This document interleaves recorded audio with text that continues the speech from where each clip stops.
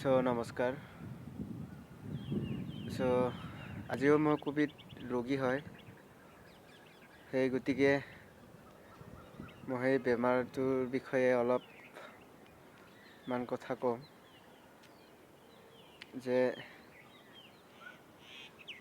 যে বহুত ডেঞ্জাৰাছ বেমাৰ হয় এইটো।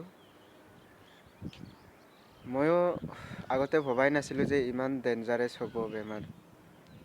যেতিয়া মোৰ গাঁৱত পজিটিভ ওলালে তাৰ পৰা মই বুজিছোঁ যে কিমান ডেঞ্জাৰাছ বেমাৰ হয় এই ভাইৰাছটো।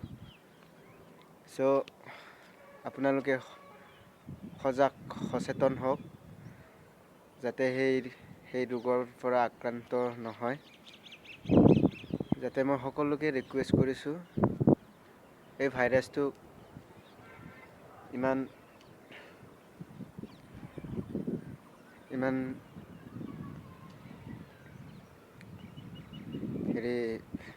বহুত ভয়ানক। সেই গতিকে মই আপোনালোকক সকলোকে অনুৰোধ জনাওঁ যাতে মুখত মাস্ক পিন্ধক, অদৰকাৰী কামত যাতে কোনো লোকে বাহিৰলৈ নাযায়, পৰাপক্ষত ঘৰতে থাকক। Thank U.